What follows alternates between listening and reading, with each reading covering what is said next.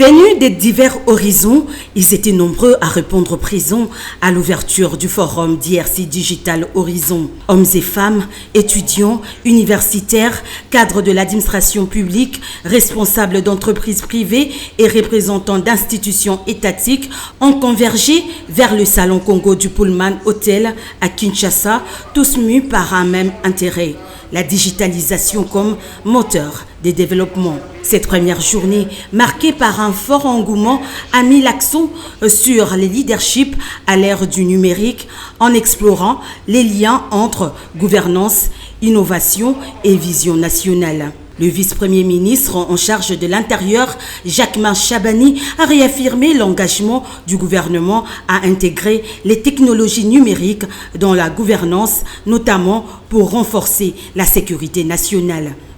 C'est un honneur car ce thème n'est pas seulement d'actualité, mais il est pour nous une préoccupation majeure, un objectif à atteindre. Il incarne une véritable révolution de civilisation, celle où la donnée devient la nouvelle frontière du pouvoir, où la connectivité redéfinit la souveraineté et où la sécurité s'étend désormais bien au-delà des murs physiques pour englober l'espace numérique. Effectivement, nous vivons une époque où la gouvernance et la sécurité ne peuvent plus être dissociées de la technologie. En abordant le sous-thème gouvernance et sécurité à l'ère du numérique, je souhaite partager la conviction qui guide notre action au ministère de l'Intérieur, Sécurité, Décentralisation et Affaires populaires. Le numérique n'est plus un luxe, ni un simple outil de modernisation.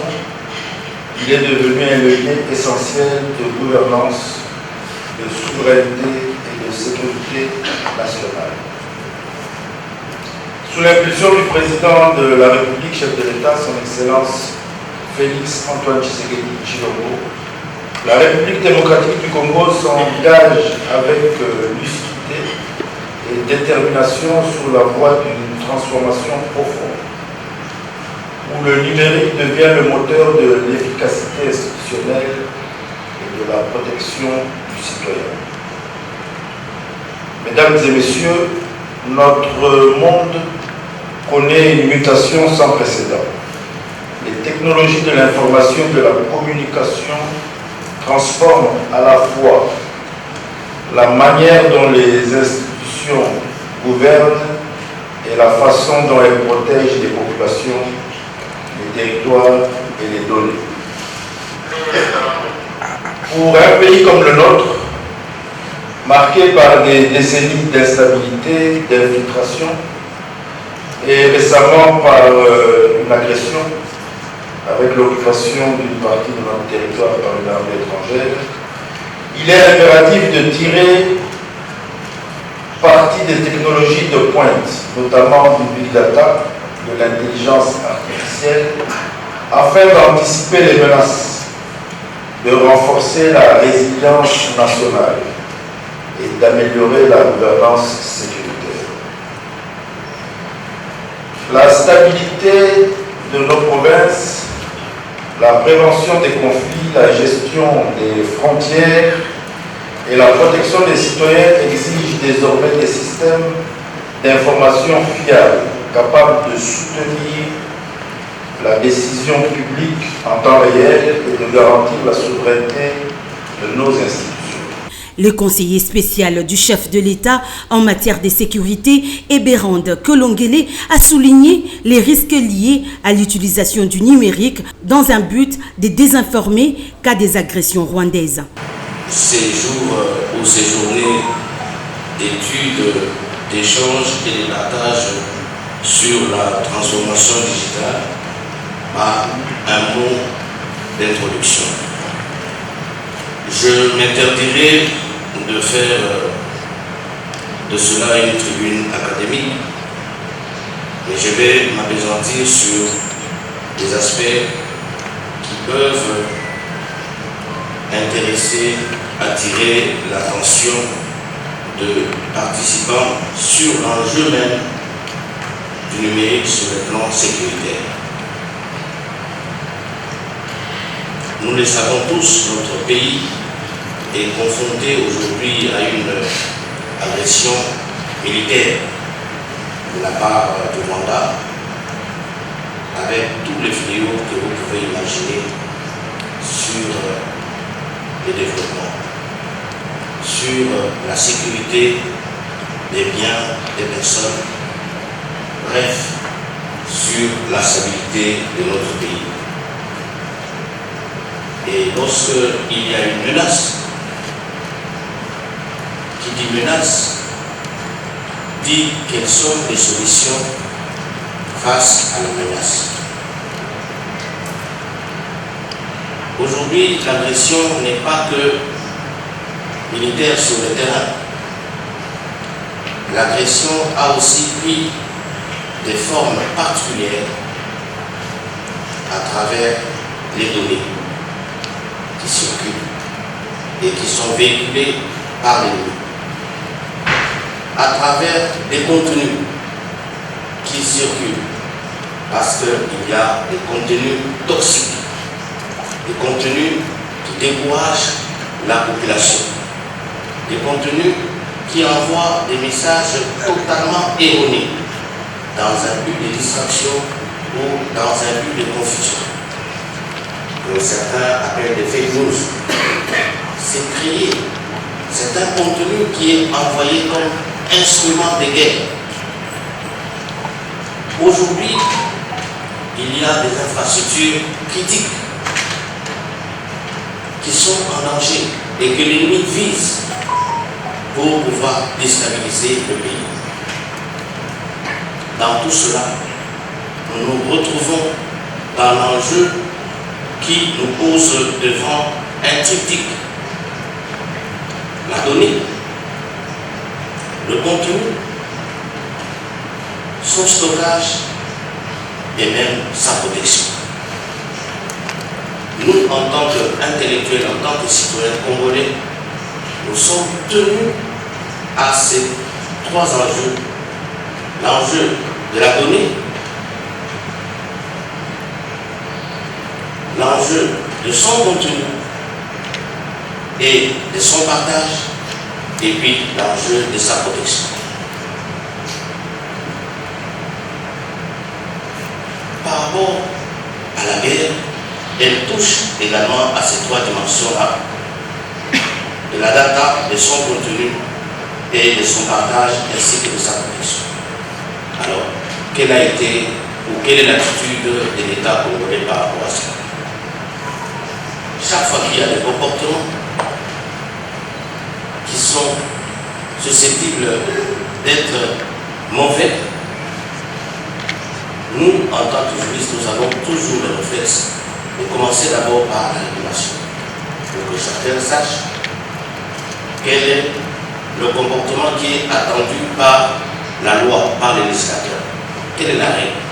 Eh bien, notre pays s'est doté, et vous le savez, d'un texte qui est l'ordonnance loi numéro 23-010 du 13 mars 2023 portant Code du numérique de la République démocratique du Congo. En évitant les paiements directs au sein des établissements de soins de santé. Ça veut dire que vous ne payez pas quand vous tombez malade. Et à l'époque, c'était un système totalement octroyé. Ça veut dire que le gouvernement prenait en charge totalement les soins de santé de ses compatriotes. Qu'est-ce qui a été constaté à l'époque de manière progressive? C'était qu'à un moment, comme le militaire avait droit à ce système, de temps en temps, le voisin pouvait se présenter au sein d'un établissement de soins de santé, tout en se présentant peut-être comme militaire. De temps en temps, le fils du voisin pouvait se présenter comme fils de ce fonctionnaire-là qui avait droit à ces soins et services-là. Et progressivement, ce qui a été constaté, c'est qu'il y avait eu surconsommation des services. Et à cause des factures que les établissements de soins de santé déclaraient auprès du Trésor public pour remboursement, donc pour paiement, on a constaté que le budget continuellement était en train de grimper et le trésor public n'était plus en mesure d'honorer les factures des établissements de soins de santé, donc des hôpitaux. Et cette situation avait été rapportée au maréchal Mobutu, qui à l'époque avait décidé finalement de suspendre ou de mettre fin à ce système d'ayant droit. Et ce système d'ayant droit, c'était tout simplement ce qu'on appelle aujourd'hui la couverture santé universelle. Et si on analyse un tout petit peu ce qui s'est passé à l'époque du maréchal Mobutu, on se rend bien compte qu'au-delà des aspects légaux et réglementaires qui étaient encore insuffisants, le premier problème, c'était la fraude identitaire. Parce que les établissements de soins de santé n'avaient aucune capacité de confirmer l'identité d'une personne de manière unique. You heard about the importance of data management and cybersecurity, connectivity and networking, and the importance of access for all the people. The DRC has a very, very good plan. The plan has been well written, and it has been, through its implementation or the process of implementation, going to help drive and grow. La Banque centrale du Congo, pour sa part, voit dans cette transformation digitale un impératif pour assurer la stabilité macroéconomique. Ces innovations technologiques redéfinissent notre manière de produire, d'échanger, de communiquer et même de gouverner. Sur le plan institutionnel, le conseiller spécial a rappelé des enjeux sécuritaires du numérique. Mais nous voyons bien que partout au monde, la dématérialisation des services publics, la gestion des données, le conseiller en a parlé, la cybersécurité sont devenus des enjeux majeurs. Les États et les banques centrales doivent désormais garantir la souveraineté numérique et la protection des données stratégiques au même titre qu'ils assurent la stabilité monétaire. Sur le plan social et culturel, pour illustrer ce nouvel ère, ce changement, les réseaux numériques façonnent une nouvelle société, plus connectée, plus informée, mais aussi plus exposée. La rapidité de la communication, la diffusion instantanée de l'information et la puissance des plateformes digitales modifient nos comportements, nos relations et nos valeurs. 5 chantiers structurants envisagés dans le cadre des partenariats entre la RDC et les États-Unis. Il m'a été demandé d'adresser un message sur la transformation du numérique au service de la transparence et de la bonne gouvernance des ressources. Message que je vais vous livrer dans la perspective non technique, non juridique et dans la perspective politique qui est la mienne. Aujourd'hui, la transformation numérique au service de la transparence et de la bonne gouvernance des ressources est certes pertinente. Il nous parle de confiance et du moyen de la traduire en des vies meilleures pour les gens. Notre pays, certes, est riche en ressources, mais aussi riche de son peuple, à la fois résilient et talentueux. Pourtant, pour tenir cette promesse, nous avons le devoir absolu de lui apporter une gouvernance crédible. Nous sommes donc convaincus que la transformation numérique est l'outil le plus concret, le plus approprié pour y parvenir. Elle est, en effet, mise au service de la bonne gouvernance lorsque 3 conditions sont réunies, à savoir les données capturées une seule fois, avec exactitude et à la source. Les processus automatisés, mesurables et auditables, les citoyens partenaires vérifiant les résultats de manière indépendante.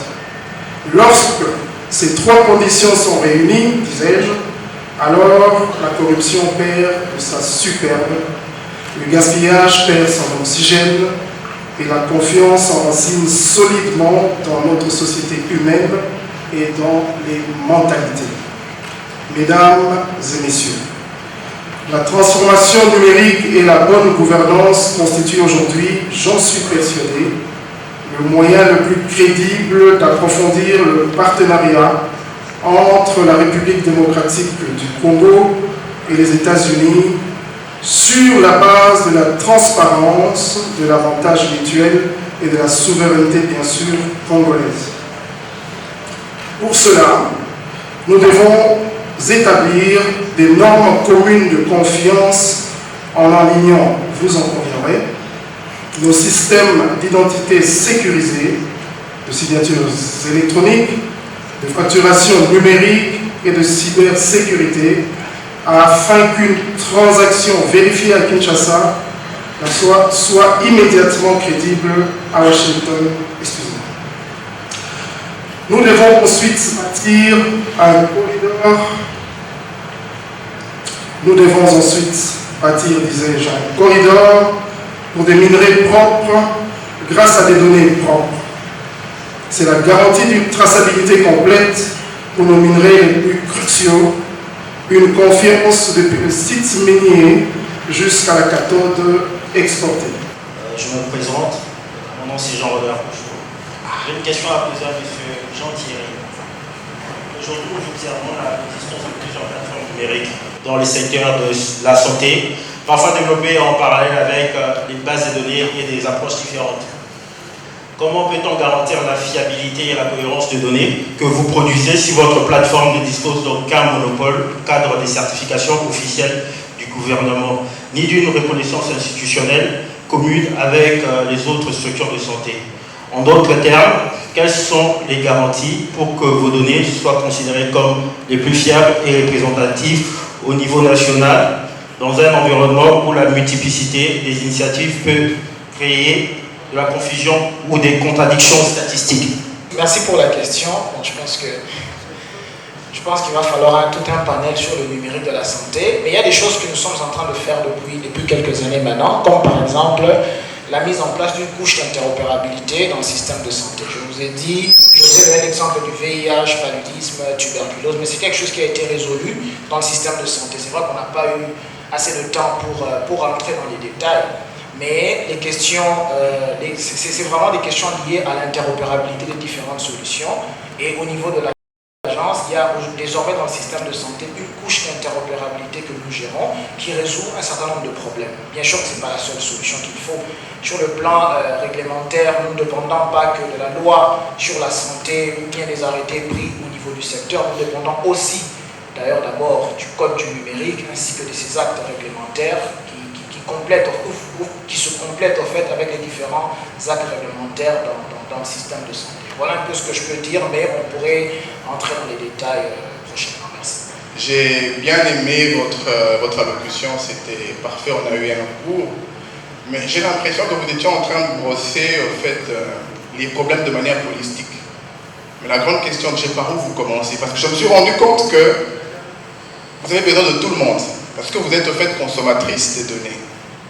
En oubliant que déjà les données au niveau de la santé, parce qu'il faut que je puisse vous rassurer aussi, comme vous l'avez dit, le ministère de la Santé, c'est parmi les ministères où vraiment c'est un peu structuré sur le plan national.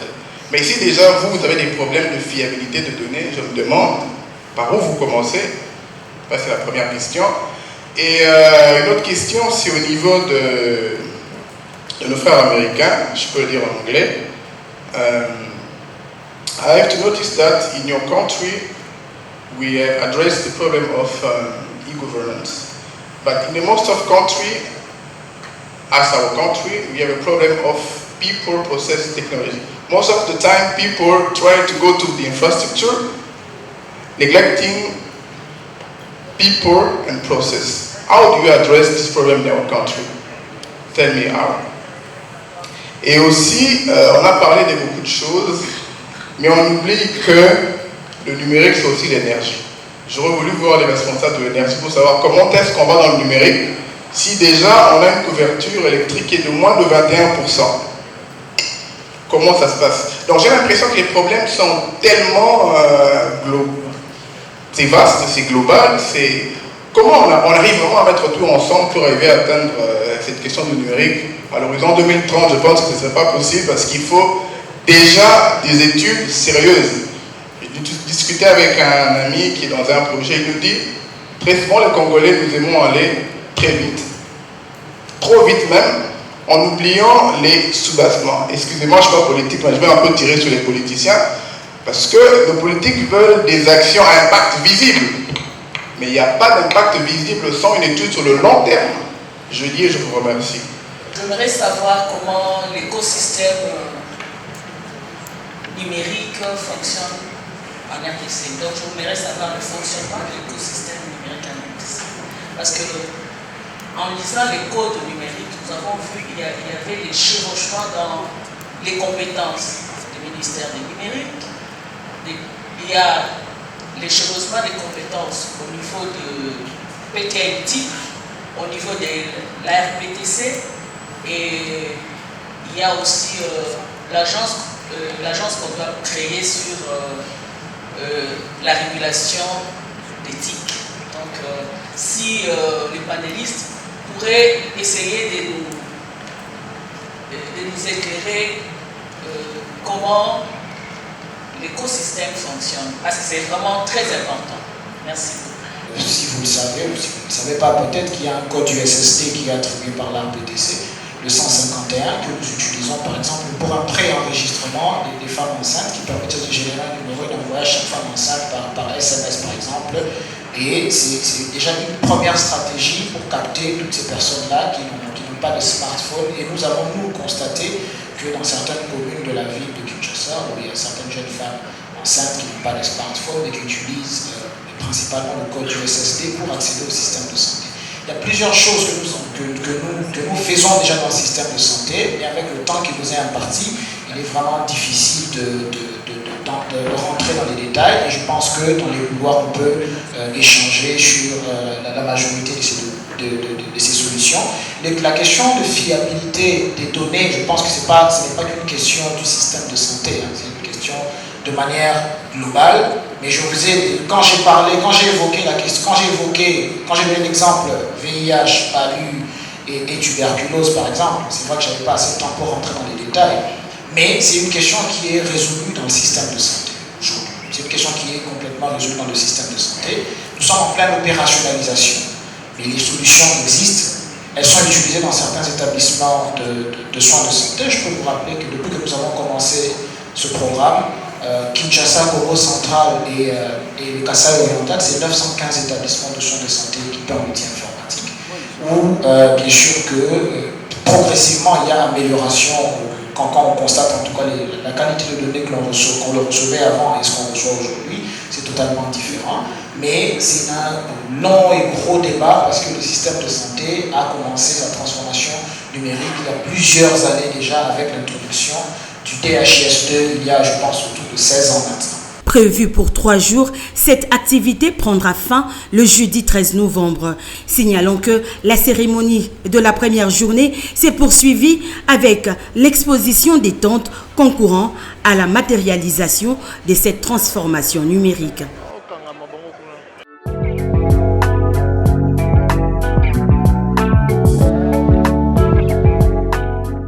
C'est une première en République démocratique du Congo.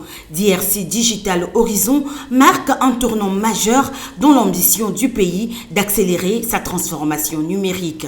Organisé par Smart System for Development, cet événement de grande envergure vise à poser les bases d'une digitalisation à large échelle, tant dans les secteurs publics que privés à l'horizon 2030. Ces forums, fruit d'un partenariat entre la République démocratique du Congo et les États-Unis, a réuni plus de 500 participants et 50 experts internationaux autour des thématiques clés, notamment gouvernance par la donnée, cybersécurité et santé numérique.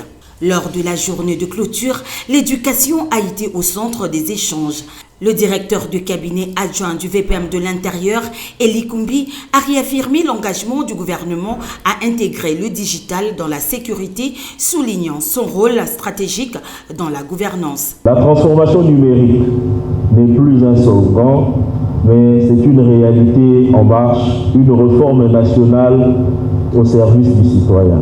Le numérique doit être un moyen de mieux gouverner mieux servir et mieux protéger. Moderniser l'État, ce n'est pas seulement informatiser les bureaux ou acheter du matériel informatique, c'est repenser la relation entre l'administration et les citoyens. C'est permettre aux institutions de dialoguer entre elles, de partager l'information et d'alléger les procédures où règne encore la lenteur, la distance et parfois même la méfiance. Demain, un citoyen peut obtenir ou renouveler ses documents sans se déplacer, parce que les systèmes administratifs parleront entre eux. La modernisation numérique n'est donc pas seulement une question d'équipement, c'est une réforme de la relation entre l'État et son peuple. Un État plus proche, plus juste, plus humain grâce au numérique. Au cours de cette transformation se trouve l'identité numérique. Elle n'est pas un gadget administratif ni une mode importée. Elle n'est pas parallèle à l'identité juridique, elle la prolonge dans les langages du XXIe siècle. Grâce à elle, chaque Congolaise et Congolais pourra accéder en toute sécurité aux services publics tels que la santé, l'éducation, la justice ou encore l'emploi. Mais au-delà de l'efficacité, il s'agit d'une question de dignité et de souveraineté. Un citoyen sans identité numérique est un citoyen invisible. Car dans un monde où les services, l'économie et même la participation civique se numérisent, l'absence d'identité numérique équivaut à une forme d'exclusion. Et un État sans maîtrise de son identité numérique est un État vulnérable. C'est pourquoi, sous le leadership de son Excellence, Monsieur le Vice-Premier ministre, ministre de l'Intérieur, Sécurité, Décentralisation et Affaires coutumières, Jacquemin Chaban-Milouko, le ministère de l'Intérieur conduit avec détermination le projet d'identification de la population. Ce processus, désormais entré dans sa phase d'opérationnalisation, après une période d'ajustement technique surmontée, prévoit de rendre la carte d'identité nationale disponible d'ici mi-2026, avec une couverture progressive sur l'ensemble du territoire. Le professeur Kiamakaya a plaidé pour une modernisation du système éducatif congolais grâce au numérique afin d'améliorer les méthodes pédagogiques. La vraie richesse, ce ne sont pas les mines, la vraie richesse, c'est le savoir-faire, la créativité de son peuple, des jeunes Congolais. Donc, les têtes bien formées, voilà la vraie richesse du Congo.